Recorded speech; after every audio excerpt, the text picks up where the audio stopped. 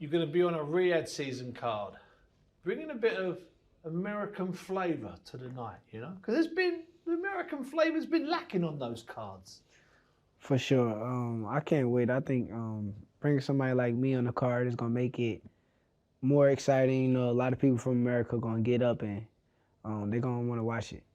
With you and some of the other American fighters out there at the moment, say Tank, say Ryan Garcia, Devin Haney, even Terence Crawford to a degree, you know, big name fighters.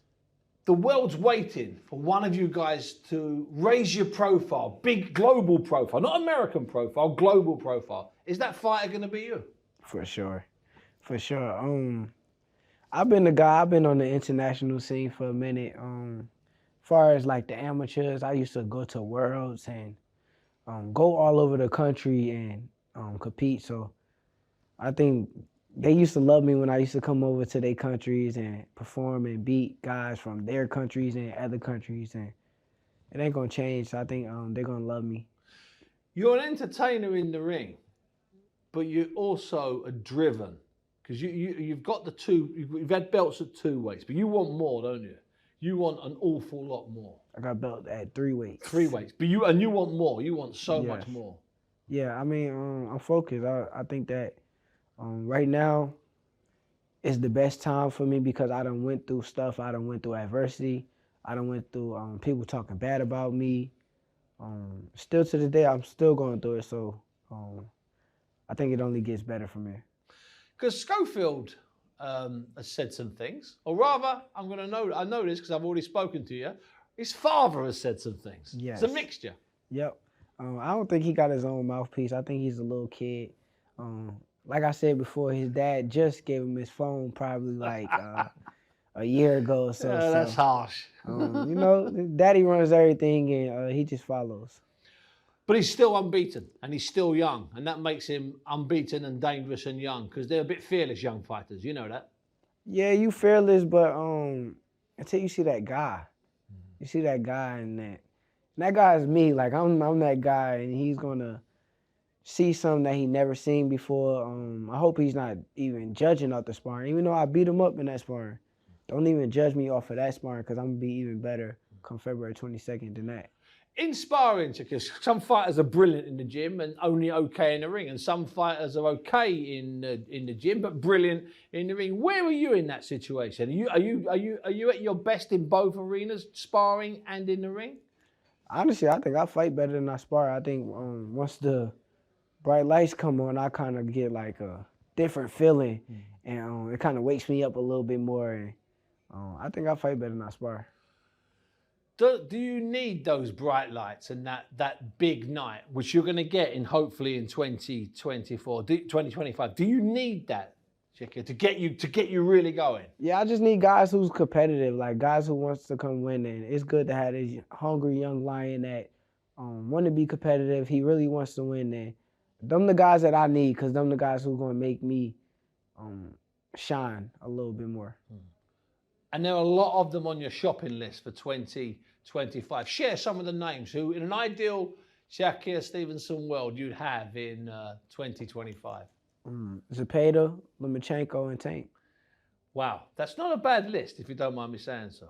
Yeah, I don't think I can get all 3 of them because I got a fight already lined up in 2025, but any one of them that I can get, I'll take. And they would all be super fights. For sure. Is that a fair comment? Yeah, they'll definitely be super fights. And do you feel you need that kind of motivation? Would you need the motivation that a Zepeda, a Tank, or a Lomachenko would give you? Do you need that? Will we see the best of you? Yes, I think, like I said in my career, right, if you go down to look at my career, you're going to see me fight a guy named Jeremy Nakadea. Everybody talked bad about me. They said it was so boring. Then my next fight, I fought Jamel Herring, and it was a bigger, better fight, and I beat the and then after that, I got an Oscar Valdez fight, and I beat the too. So the bigger the name, the bigger the stakes, the more I come alive. Has there been a danger in the past that I choose my words carefully, where you've maybe not felt threatened by the opponent? So you've been maybe not as good as you could have been. No, that's definitely one of my biggest problems, and that's something that I vowed to work on within myself because you know, when negotiations is happening and you get really excited, like, oh, I can fight this guy, I can fight this guy, and then you get this guy that's not really a big name.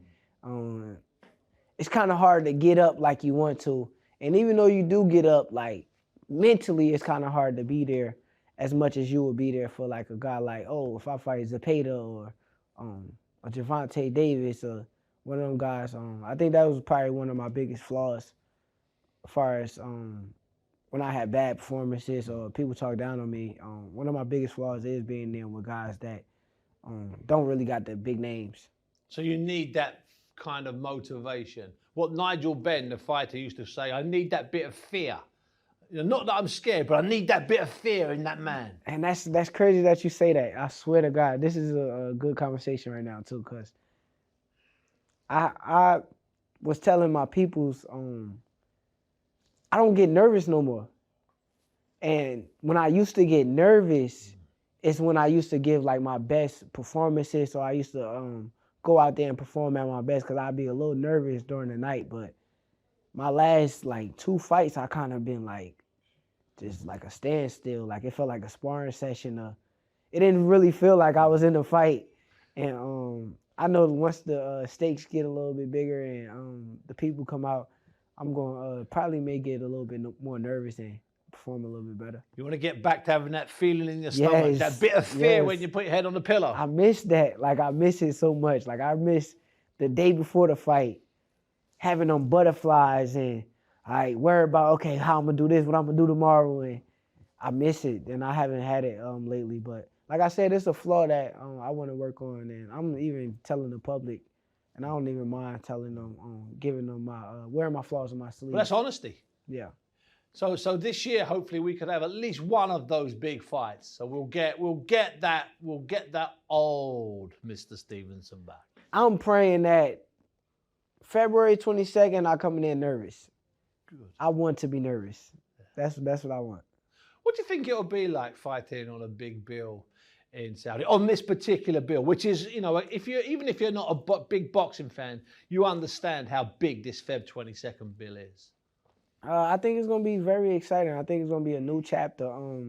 I was coming from a top ranked situation where it seemed like my promoters and the people like during with them was kind of like down on me, and you know the energy kind of like gives off and it rubs off on fighters. But I think with this situation, these guys is here to just they want to do business and they want to see how good I am, and it's no like downplay. They're not talking bad about me. They're not none of that stuff. So it's a great business relationship, and I can't wait to perform for them. And in all fairness, at the Ring Awards and floating around in London, you're getting unbelievable amounts of love. Man. Look at your big smile. I mean, everyone's reaching out to you. Yeah. I've been loving it. Actually, I was surprised going into the mall and seeing so many UK people come and ask for pictures, and they knew who I was. So it was definitely surprising.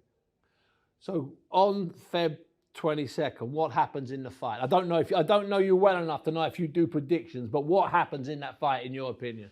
I ain't gonna give a knockout prediction. I ain't gonna give too much of a prediction. But what I will say is, he coming in, act up. I'm gonna put him in his place. Because there is that side to you, eh? There is that side, and I know that because I saw enough of you at amateur, world, and then Olympic. I know there's a difference. You know, it's not just this smiling, bouncing, boxing kid. You've got that edge. You've got that bit of nastiness. Yeah, for sure. I think that's the part that they miss on.